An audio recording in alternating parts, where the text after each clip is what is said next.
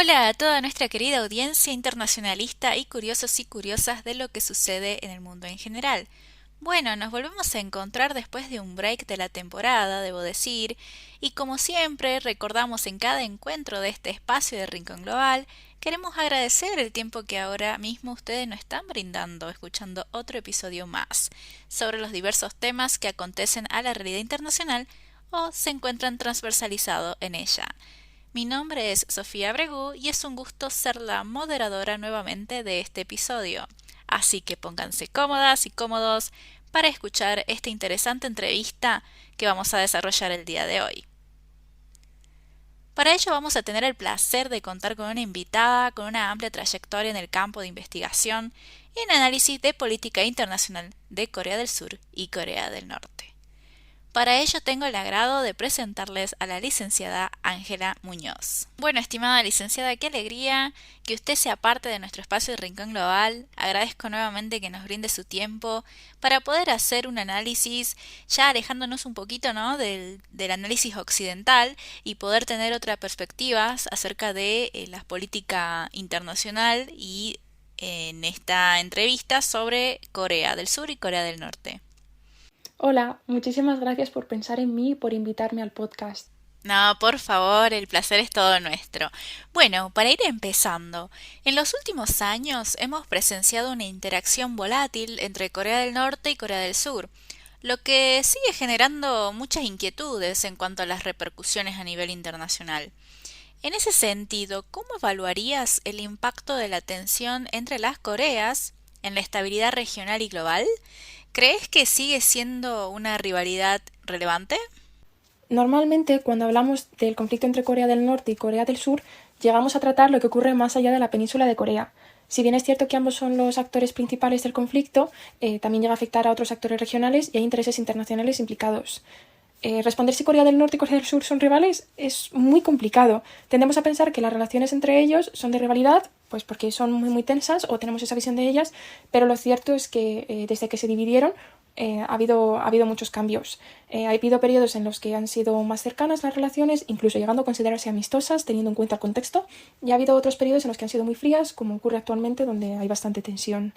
Entonces, podemos decir que no son aliados, pero hablar de si son rivales o no es complicado, hay que tener muchos puntos en cuenta.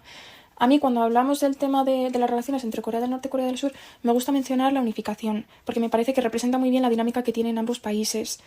Tanto Corea del Norte como Corea del Sur tienen el objetivo de la unificación y podemos pensar que si tienen el mismo objetivo, entonces debería haber ocurrido ya, ¿no?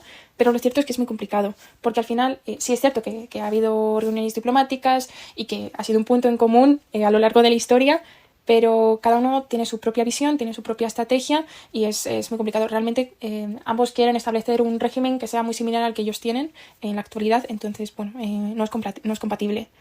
Y al mismo tiempo, cuando hablamos del tema de la unificación, hay que tener en cuenta intereses regionales e internacionales, lo cual solo lo complican mucho más. Los actores que han estado presentes en la historia más reciente de Corea, es decir, Estados Unidos, China y Japón, también han dado su propia visión. En el caso de Estados Unidos y China, pues ambos quieren establecer un régimen que les beneficie o que más bien que pues tengan en cuenta sus propios ideales y su propia visión. Pues por ejemplo, en el caso de Estados Unidos, que sea democrático y liberal. Y Japón también ha opinado, también ha dado su punto de vista y quiere, o sea, está más cerca, ¿no?, de la visión de Estados Unidos y al mismo tiempo también apoya un régimen que no sea muy hostil hacia su propia política. Entonces, lo que en un principio podemos pensar que es una cuestión entre Corea del Norte y Corea del Sur, es más complicado y es un elemento que divide a actores regionales e internacionales. Por otro lado, cuando se tratan las repercusiones del conflicto entre las dos Coreas, siempre se habla de la política balística y nuclear de Corea del Norte. Hay muchos motivos detrás de estas políticas. Suelen estar motivados por la tensión con Corea del Sur, decisiones que ésta haya tomado o incluso sus relaciones diplomáticas. Y bueno, también cabe destacar que la percepción de inseguridad que se tiene no ha sido igual siempre. De hecho, hay una imagen muy buena en internet que la podéis buscar que es sobre el rango de los misiles de Corea del Norte y se puede ver la evolución, ¿no? En 1980 pues ni siquiera llegaba a cubrir lo que es la península de Corea por completo. Y bueno, según ha pasado el tiempo y con la inversión en tecnología, pues ha ido aumentando el rango y ya en 2017 llegaba a alcanzar a Estados Unidos y a cubrir parte de su territorio. Por lo tanto, la inseguridad que provocan las políticas balísticas y nucleares de Corea del Norte ya no son únicamente una cuestión de lo que se tenga que encargar Corea del Sur, sino que ha pasado a ser una amenaza regional y actualmente también una amenaza para actores fuera de la región. Bueno, este es un punto muy interesante, ¿no? que mencionás en esta primera interrogante que hicimos acerca que hay que tener en cuenta los distintos puntos que motivan, ¿no? la tensión entre ambas Coreas, dependiendo la coyuntura en que se encuentre la región en ese momento, ya que hubo momentos en donde parecía que la paz entre ambas era factible y que iba a iniciar un camino de paz, ¿no? Y otros momentos en donde estaba muy marcada la enemistad, ¿no? De acuerdo a los objetivos y intereses nacionales de ambas Coreas, ¿no? Y esto lo que venías mencionando nos lleva a lo que es nuestra segunda interrogante, básicamente que queremos saber en términos de diplomacia y negociación internacional qué desafíos específicos enfrentan los actores internacionales al tratar de mediar en las tensiones entre Corea del Norte y Corea del Sur. Las mediaciones que se han realizado han sido para estabilizar las relaciones entre Corea del Norte y Corea del Sur y han desembocado de alguna manera en la unificación o por la denuclearización de la península. Normalmente cuando se llevan a cabo las mediaciones hay un montón de desafíos. Yo solamente voy a mencionar tres y de una manera un poco breve, pero porque me parece que realmente son representativos. En primer lugar, voy a mencionar la duración del conflicto. Este es un conflicto que ha durado muchos años, ¿no? Normalmente los conflictos que duran más de una generación, que se suele tomar pues, un periodo de 30 años como tal, tienen una resolución mucho más complicada. A pesar de que se firmó un armisticio después de la Guerra de Corea, ambos países como tal siguen en guerra desde la década de 1950. Esto ha llevado a que más o menos se normalice el hecho de que estén en guerra y de que haya periodos en los que las relaciones son mucho más tensas y otros en los que son más cercanos. Por otro lado, hay que tener en cuenta cómo afectó la dinámica de la Guerra Fría a las dos Coreas. No es únicamente el hecho de que hubiera una ideología en el norte y otra en el sur y que se crearan regímenes muy diferentes, sino que esta división también se ha quedado de alguna manera integrada en la población y que sigue estando muy presente. Entonces, el conflicto actual ha tomado forma a partir de un contexto que ya no está presente, pero que ha definido tanto las relaciones entre Corea del Norte y Corea del Sur que se ha normalizado. En segundo lugar, que de hecho está muy relacionado con algo que acabo de mencionar justo ahora, es la opinión de la población. Más allá de los intereses internacionales y regionales de los actores que rodean la península, ¿qué es lo que quiere la población? Es cierto que es muy complicado ver cómo ha evolucionado la percepción de la población de Corea del Norte sobre el conflicto, pero sí se sabe que su visión sobre Corea del Sur y sobre la historia está muy marcada por la propaganda. Y en el caso de Corea del Norte hay una brecha generacional. Las generaciones que vieron la guerra y la posguerra tienen una visión que favorece más la unificación y le dan más importancia a Corea del Norte, pero las generaciones más jóvenes tienen una visión más lejana y por lo tanto la unificación no le dan tanta importancia. Y en tercer lugar, considero que todavía los mediadores no han encontrado la posición correcta para acercarse a ambos países. En los últimos años han sido Estados Unidos los que han mediado sobre la denuclearización de Corea del Norte y sobre la unificación. Pero considero que son sus propios intereses los que han dificultado que haya una resolución efectiva por lo que hemos estado comentando antes. Además, está la cuestión de cómo relacionarse con Corea del Norte y esto es algo que no solo preocupa a actores internacionales. Corea del Sur también ha probado diferentes estrategias. Normalmente, la política y manera de acercarse a Corea del Norte suele cambiar dependiendo del partido político que esté en el poder en el sur. Normalmente, los presidentes progresistas suelen mantener relaciones más amistosas, promoviendo la cooperación y los intercambios, mientras que los conservadores suelen tener una posición mucho más fría y consideran que la manera de relacionarse con Corea del Norte es a través de sanciones y de un incremento en la tensión. Y en ambos casos, las políticas han sido inefectivas. Y ahora bien, ¿no? Siguiendo la línea de ciertos actores que se han mencionado, tanto a nivel regional como global, ¿cómo crees que la situación en la península coreana ha influido en la dinámica de poder entre las potencias regionales e internacionales, como por ejemplo China, Estados Unidos, Japón y Rusia? ¿Crees que contar con recursos armamentísticos pueda posicionar a Corea del Norte en otra posición en el mapa geopolítico? Al igual que las dos Coreas están muy presentes en la dinámica entre China, Japón, Rusia y Estados Unidos, estos cuatro países también han influenciado la situación de la península de Corea en la historia reciente durante el último siglo. Hasta las bombas de Hiroshima y Nagasaki, Corea fue colonia japonesa y después la península se dividió en dos teniendo en cuenta la influencia de la Unión Soviética en el norte y Estados Unidos en el sur en el contexto de la Guerra Fría. Además, durante la Guerra de Corea también intervino China al lado de Corea del Norte. Entonces, más o menos podemos decir que son una constante. En la actualidad podemos distinguir dos bloques, hablando de una manera muy general. Por un lado están Estados Unidos y Japón, que son los principales aliados de Corea en el conflicto, y China y Rusia, que apoyan a Corea del Norte. Además, cada uno de estos actores pues tiene su propia visión y sus propias ideas sobre la región, ¿no? En este caso, pues destacan dos, la de Estados Unidos y la de China. Estados Unidos pues ha desarrollado la idea de un Indo-Pacífico libre y abierto, en el que más o menos pues establece pues su influencia, y China ha desarrollado la iniciativa de la Franja y la Ruta, que como ya sabemos pues es la iniciativa comercial, de infraestructura y de conectividad que ha desarrollado Xi Jinping. Entonces, cada uno tiene sus propios aliados y obviamente también incluyen a Corea del Norte y a Corea del Sur.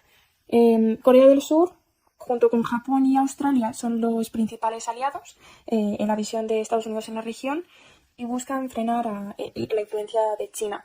Si nos centramos lo que es en Corea del Norte, porque también intentan frenar, ¿no?, la amenaza de Corea del Norte, Estados Unidos se ha apoyado principalmente en Corea del Sur, obvio, y en Japón. Y bueno, Corea del Norte se mantiene cercano a China y a Rusia a través de acuerdos económicos y militares. Estos incluyen ayudas económicas y alimentarias para la población y en el caso de los acuerdos militares, pues de cooperación y de defensa mutua. Y bueno, todos estos factores realmente contribuyen a la creación de una mentalidad de guerra fría y parece que poco a poco está aumentando la tensión de la región. Yo pienso que uno de los actores que más difícil lo tiene es Corea del Sur, pero porque se encuentra entre la espada y la pared. Por un lado, está la estrategia de Estados Unidos en la región, que espera que Corea del Sur se convierta en un promotor de la paz y la estabilidad, pero China es su principal aliado comercial y además mantiene unos vínculos históricos y culturales muy fuertes. Por lo tanto, está en una posición muy complicada. Y ahora, siguiendo este panorama que nos planteás, ¿considerás que con las presiones externas e internas podemos esperar un cambio del régimen en Corea del Norte? Y paralelamente, ¿qué cambios están tomando lugar en Corea del Sur que puedan influir en la relación con su vecino del norte? Considero que es bastante complicado predecir cambios en el régimen de Corea del Norte, porque la información que obtenemos es muy limitada.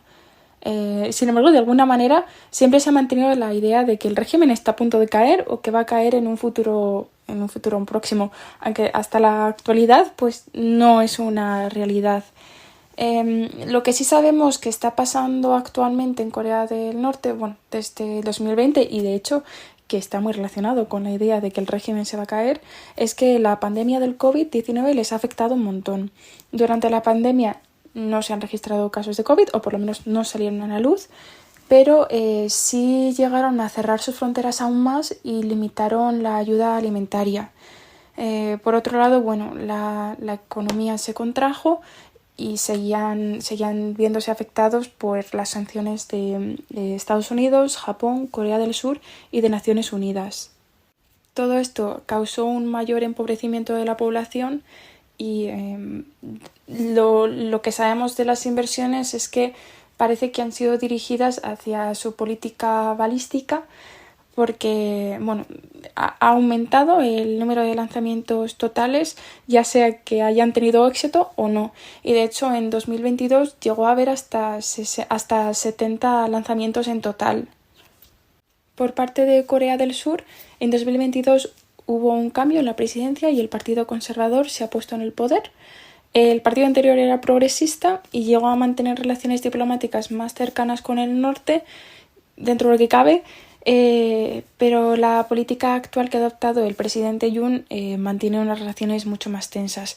Esto, de nuevo, se refiere a lo que hemos hablado antes, de que los partidos progresistas y los partidos conservadores mantenían una política muy muy diferente, pero que en ambos casos había resultado inefectiva para tratar de resolver el conflicto con Corea del Norte. Bueno, desde entonces, desde que el presidente Yoon está en el poder, pues ha cambiado la política de unificación con Corea del Norte y ahora se centra más lo que es en liberarlo, pero no han llegado a tomar acciones como tal, y ha promovido la cooperación con su aliado histórico, que es Estados Unidos, reforzando el sistema antimisiles, que se conoce como el sistema de defensa de área de gran altitud terminal. Seguramente lo conozcáis por sus siglas en inglés, que son THAAD. Y como resultado, ante la política del presidente Yoon, Kim Jong-un ha decidido por primera vez abandonar la política de unificación con el sur y le ha declarado abiertamente su principal enemigo. Esto nunca antes había ocurrido, entonces es bastante significativo y es un indicador de que la tensión está aumentando. Bueno, vamos entendiendo entonces que estas presiones, ¿no? del tipo interna y externa va a depender muchísimo del rumbo que vayan tomando los distintos actores de acuerdo a sus posicionamientos ideológicos, ¿no? Y esto nos lleva ya a nuestra última pregunta. En el contexto actual de convulsión, ¿no? A nivel internacional, tras los diversos conflictos bélicos existentes hasta la fecha, y teniendo en cuenta que Corea del Norte ha demostrado ser poseedor de armamento nuclear, como ya lo venías mencionando, ¿crees que este recurso armamentístico pueda posicionar a Corea del Norte en otro lugar en el mapa geopolítico? De por sí, el hecho de que Corea del Norte tenga armas nucleares, ¿no? Que pertenezca a ese grupo de 9 países que las tienen, ya marca la diferencia, ya hace que se encuentre en otro sitio en el mapa geopolítico. Bueno, hasta la fecha ha llevado a cabo 6 pruebas de armamento nuclear, siendo la última, que tomó lugar en 2017, la más poderosa. Claro, también hay que pensar, ¿no? Hace falta reflexionar sobre el hecho de tener armas nucleares, porque poseer armas nucleares no es sinónimo de guerra. De hecho, durante la Guerra Fría ya vimos que se evitó que Estados Unidos y la Unión Soviética entraran en guerra abiertamente por el hecho de que ambas potencias tenían armas nucleares y podrían provocar una aniquilación masiva.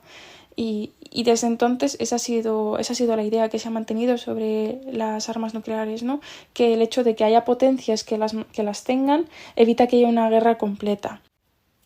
En el caso de la península de Corea, por un lado está Corea del Norte, que sí que tiene armas nucleares, y Corea del Sur, que no tiene armas nucleares, pero mantiene un acuerdo de defensa con un país que sí que las tiene, Estados Unidos.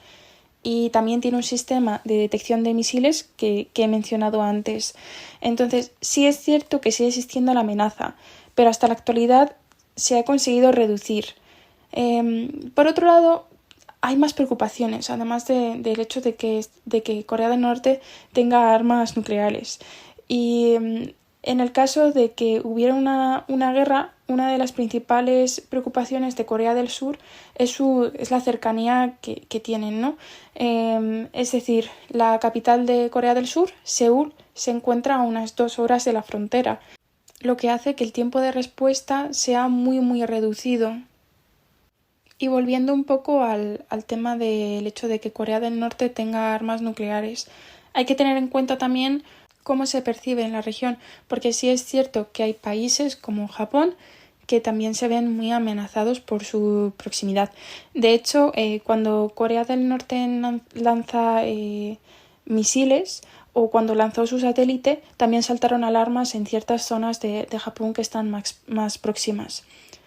Entonces, si podemos llegar a decir que el hecho de que Corea del Norte tenga armas nucleares lo posiciona en otro lugar en el mapa político y hace que por ciertos países, ¿no? Por su proximidad o bien porque no son aliados, sea considerado una amenaza. Sin lugar a duda, un tema bastante complejo, el cual conlleva muchas aristas a analizar de acuerdo a las decisiones y bueno, tensiones también que van surgiendo en la región y los actores internacionales también involucrados, ¿no? Bueno, Ángela, ha sido un gusto enorme tenerte aquí en nuestro espacio de Rincón Global. Agradezco tu tiempo y el gran análisis político que nos pudiste brindar acerca de las Coreas. Esperamos volver a compartir otro momento de análisis contigo. Desde Seinasec te deseamos el mayor de los éxitos y te esperamos para una próxima edición. Muchísimas gracias, Sofía. Ha sido todo un placer poder estar aquí hoy. Bueno, queridos y queridas oyentes, hemos llegado al final de este noveno episodio del podcast. Escríbanos en los comentarios qué les pareció, si tienen dudas sobre el tema o aportes que quisieran sumar en relación a lo que se ha hablado el día de hoy. No se olviden que vamos a hacer un día de stories en nuestra cuenta de Instagram, despejando dudas, y no olviden de seguirnos en nuestras redes @seinasec y para estar al tanto de análisis internacional en diversos temas. No se olviden de visitar nuestra página web de Seinasec. Les deseamos una buena jornada y recuerden, nunca está de más nutrirse de unos minutos de análisis global para poder comprender mejor el mundo en el que vivimos y poder hacer así nuestras propias opiniones. Nos vemos en el próximo episodio, querida audiencia. Chau, chau.